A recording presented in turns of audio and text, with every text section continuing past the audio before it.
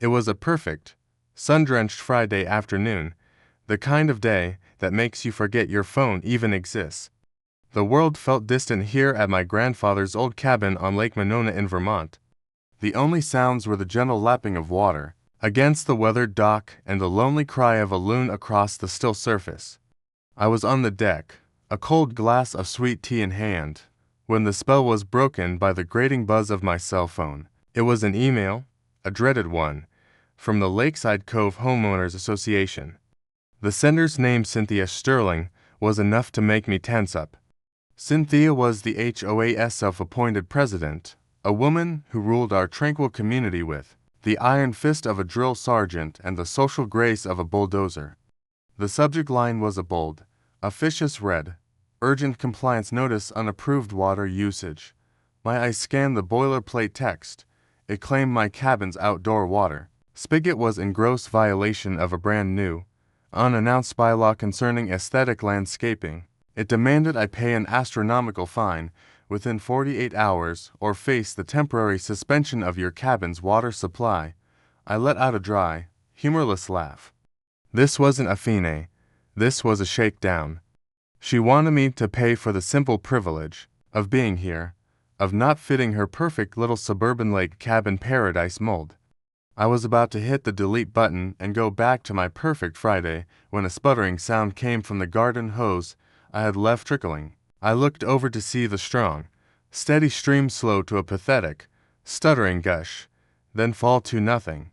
The sudden, unnatural silence where the water used to be was deafening. My stomach clenched. This wasn't just a threat.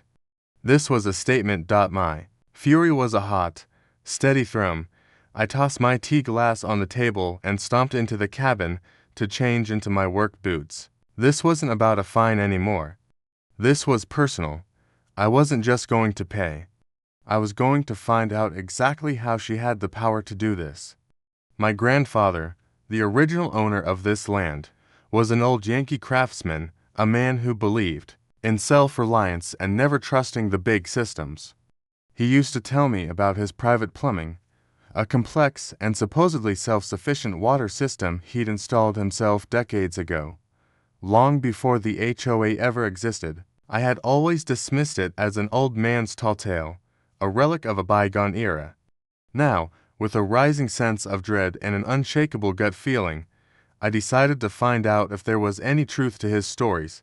I followed the faint, overgrown trails of old, corroded pipes leading from my cabin towards the main road, where the official HOA lines were supposedly buried. The ground was soft and marshy near the old stone foundation of my grandfather's abandoned well, and that's where I found it, a large, flat concrete slab, almost completely hidden by a dense mat of wild ferns and dead leaves. My heart beat a little faster. I knelt down, wiped away the dirt, and saw a rusty, circular hatch with a small, brass handle.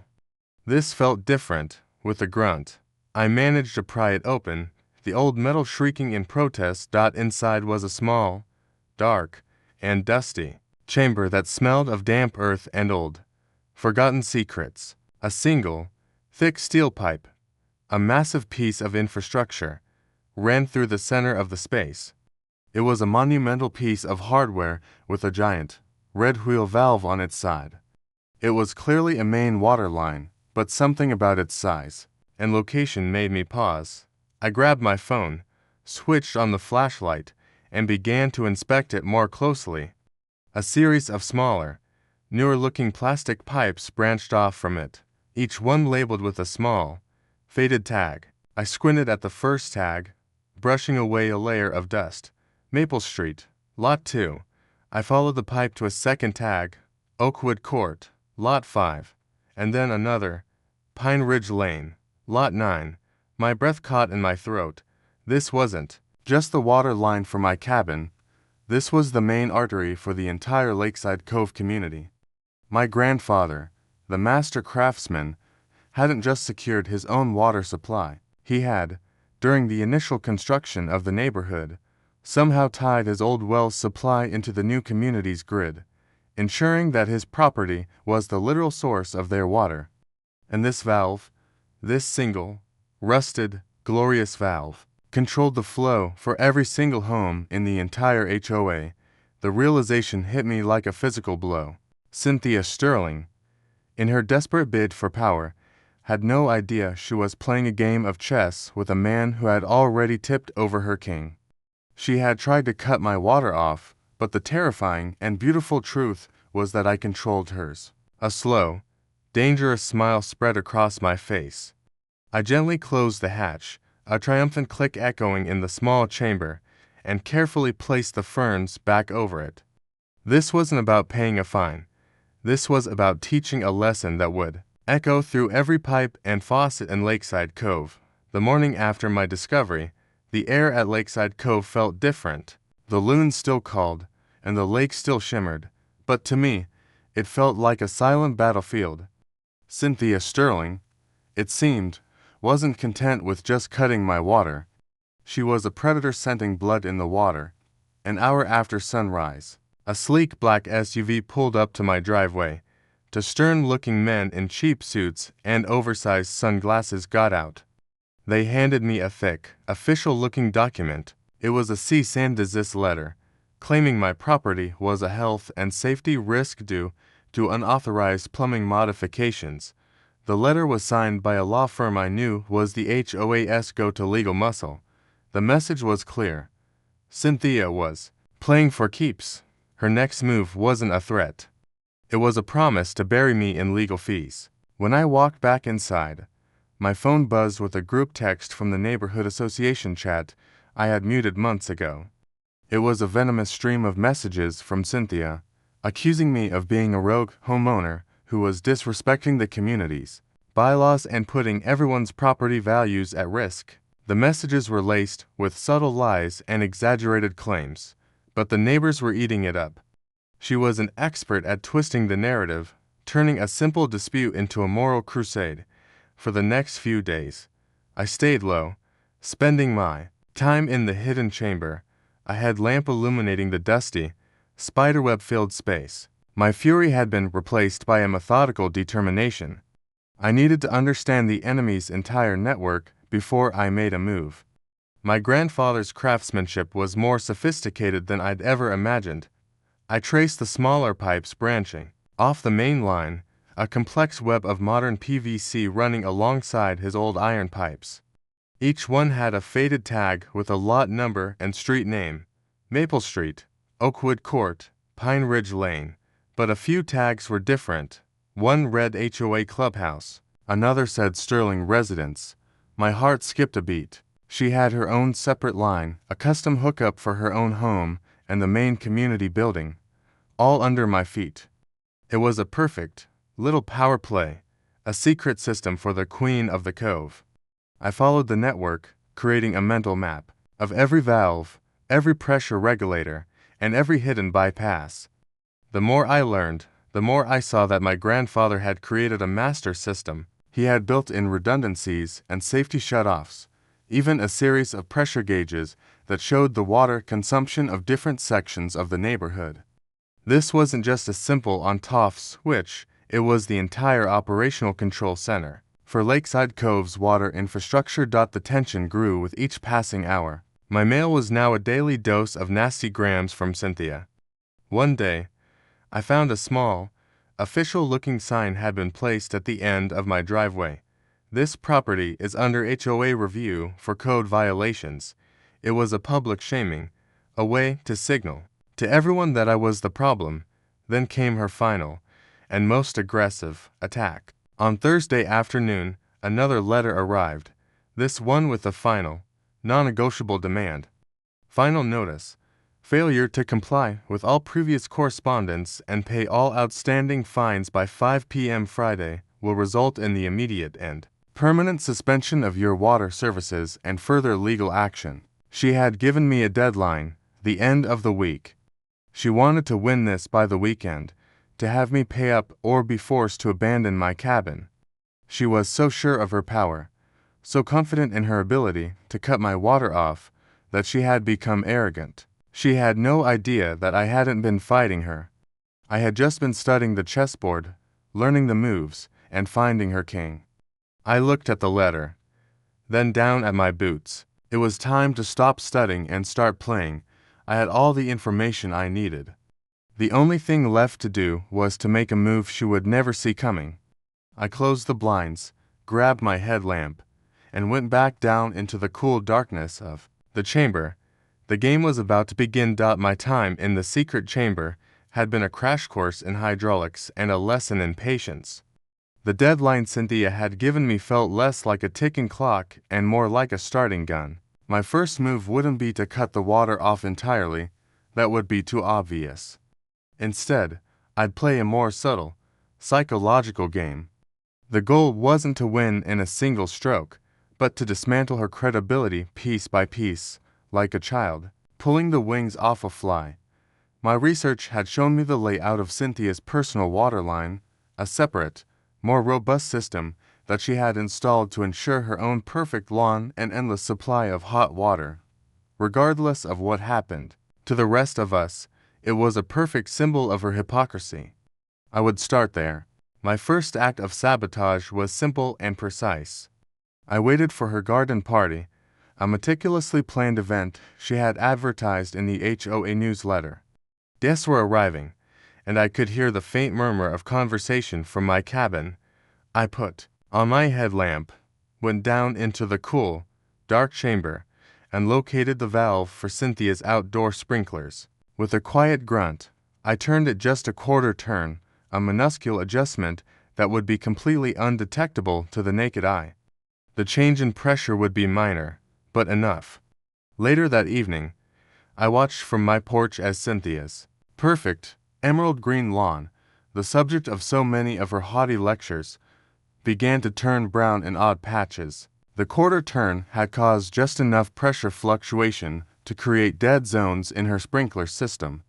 She was seen outside with a hose, frantically trying to water the dying grass, a look of utter confusion and frustration on her face. Her guests, who had just been lectured on the importance of proper lawn care, watched in silence. The next day, the real fun began. Cynthia's public-facing persona was one of immaculate control and perfection. I targeted her where it would hurt the most, her home. I started with her outdoor shower, which she bragged about on social media. I'd wait until I saw her post a picture of herself using it. Then I'd go down and adjust the mixing valve, making the water ice cold 1 minute and scalding hot the next. I could hear her screams of shock from my cabin. The next day, I caused her hot water heater to fill with air, producing a series of loud, unsettling clanging sounds that would last for minutes. She called a plumber, then a different plumber, then a third. Each time, they found nothing wrong, leaving her with a hefty bill and a sense of growing paranoia. She started posting frantically in the neighborhood chat, ranting about unexplained plumbing issues and subtly hinting that my cabin was somehow involved. The neighbors, however, were becoming more skeptical. The small, targeted acts of chaos continued. Her automated pool filter would turn on at 3 a.m., making a grinding sound that woke up the entire street. Her pool pump would suddenly lose pressure, leaving a layer of algae floating on the surface. She began to visibly unravel. Her usual crisp white polo shirts were now wrinkled, her hair was a mess, and her phone was glued to her ear as she argued with various contractors and plumbers. Other homeowners, initially siding with her, started to get annoyed. My water pressure keeps dropping every time her sprinklers turn on. One neighbor, a retired architect named Frank, complained in a post. She's been running her pool pump nonstop for 2 days. I can't sleep. Another chimed in. Cynthia's replies became increasingly erratic and accusatory. She started mentioning my name directly, claiming I was performing witchcraft on the water lines and harassing her. It sounded insane. The neighbors began to see her not as a leader, but as a paranoid, unhinged woman. Her control was slipping, and her carefully constructed public image was crumbling.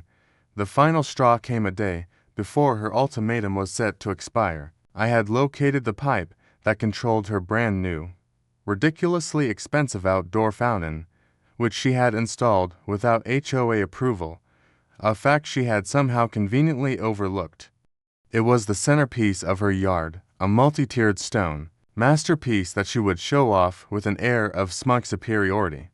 I waited for the perfect moment, a warm, breezy afternoon when she was having a small get-together with her most devoted followers. I went down into the chamber and adjusted the fountain's pressure valve, setting it to an incredibly high pressure. The fountain's graceful, arcing streams of water instantly turned into violent, uncontrollable jets, spraying water far beyond the basin and drenching her and her guests. They shrieked, dropped their plates of food, and scattered for cover. Cynthia stood there, soaked and furious, her face a mask of pure, unadulterated rage.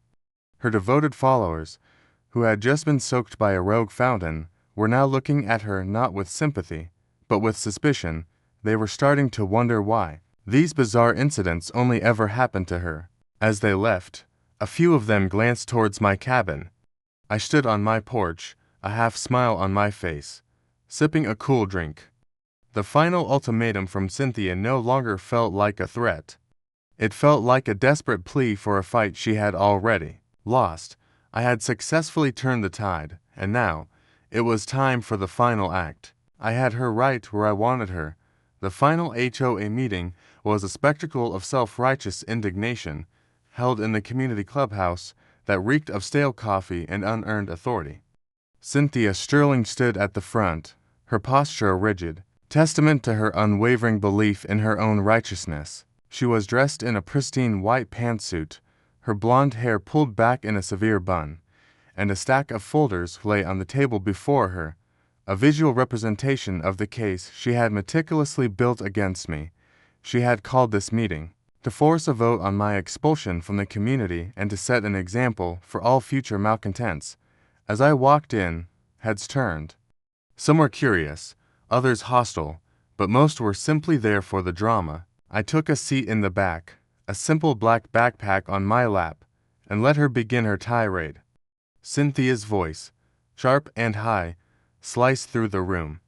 She began with my alleged water violations, then moved on to the unexplained plumbing issues that had plagued her home, painting a picture of me as a crazed hermit performing acts of sabotage from my secluded cabin. He is a threat to our property values and our way of life, she declared, her voice rising to a crescendo. The room murmured in agreement.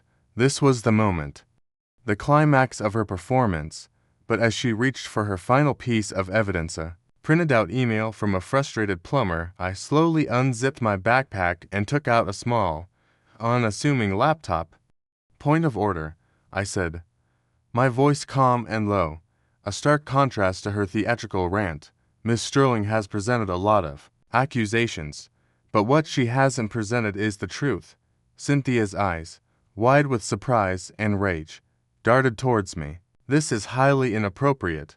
You are not on the agenda, she hissed, her face turning a blotchy red.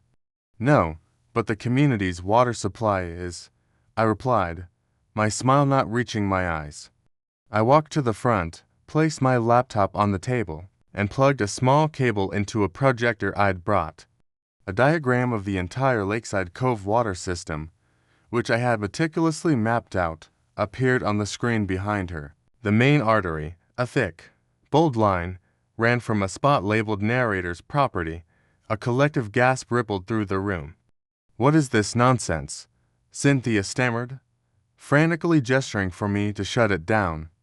But I was just getting started. This, Miss Sterling, is the real story of Lakeside Cove's water. I explained, with quiet authority, how the system worked, how my grandfather had built it, and how the entire neighborhood's supply depended on a single, crucial valve located on my land.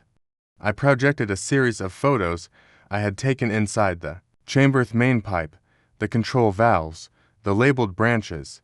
The room was silent, every eye glued to the screen, and you know what the most interesting part is? I asked, my gaze fixed on Cynthia's paling face. The fact that in her haste to cut off my water, she forgot one critical thing. I gestured to a small, highlighted line on the diagram. Miss Sterling's personal water line is, in fact, the closest and most direct connection to the main valve. So when she tried to shut my water off, all she did was create a feedback loop that made her the most vulnerable person in the entire community.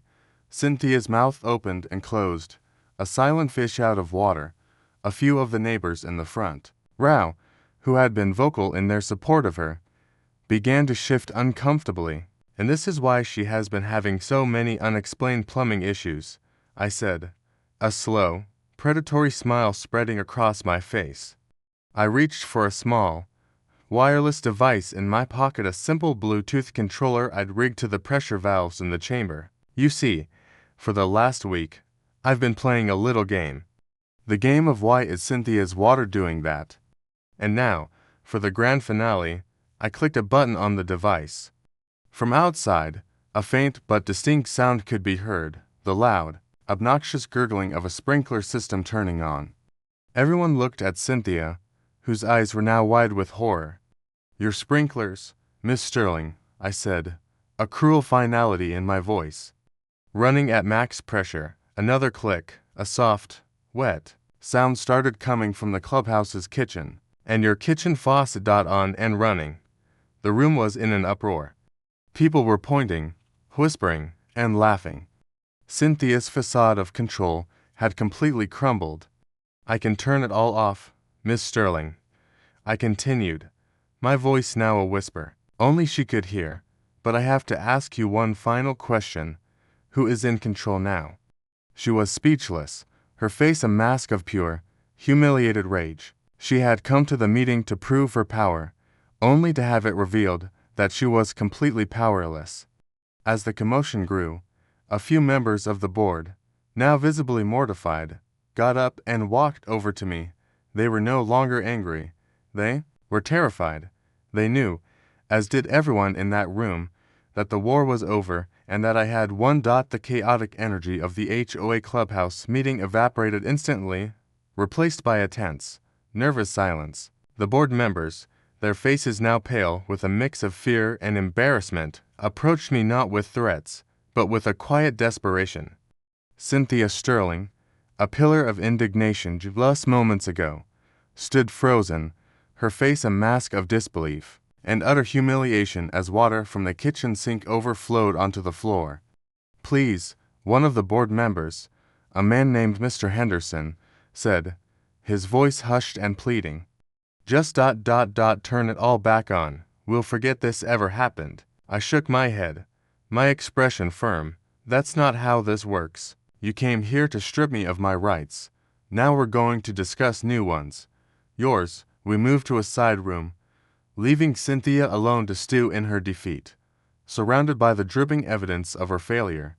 I laid out my terms, not as a conqueror, but as a negotiator. The old HOA charter was a tool for personal vendettas.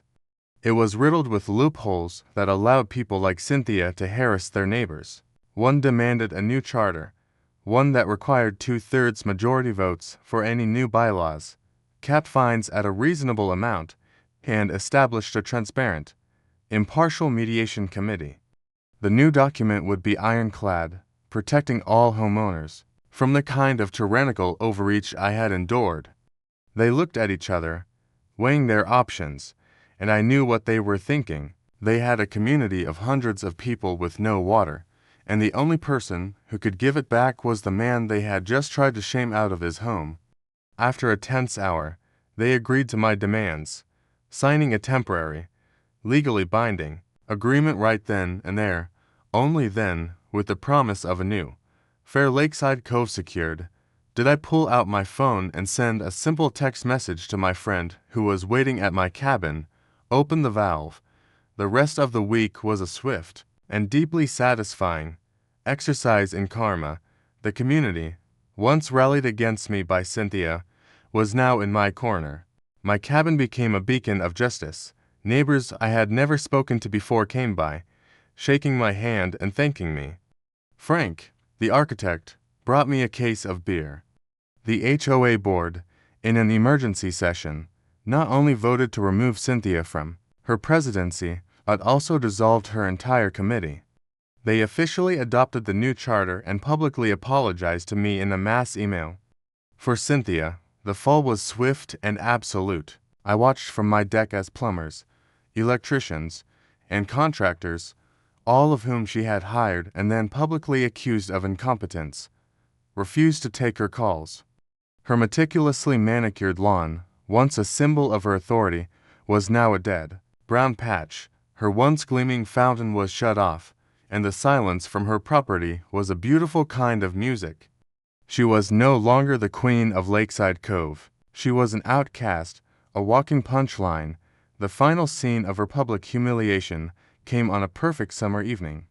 I was sitting on my deck, a new, much better water faucet now humming with a steady, powerful pressure from across the lake. I saw the familiar, severe outline of Cynthia's figure on her dock, talking to a man in a business suit. She gestured wildly, pointing at the dead grass, her frantic movements visible even from a distance.